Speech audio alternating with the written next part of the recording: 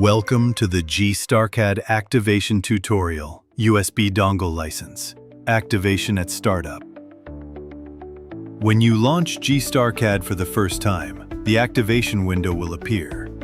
Select your product version and click Activate. The License Manager window will open.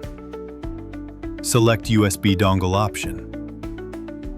Stay on the Standalone Dongle tab. Select your license, then click Activate. Your license is now activated. Close the software and restart it to begin working.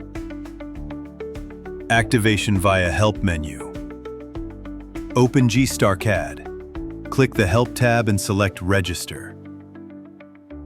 Select USB Dongle option on the right. Select your product version. Select your license, then click Activate.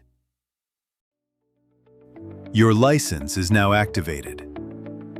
Close the software and restart it to begin working.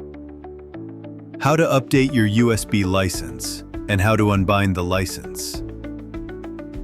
Go to your installation folder and run Dongle Tool app. Select your license and then click Unbind if you want to detach the license, or click Upgrade if you need to update the software license. Thank you for watching. Stay connected.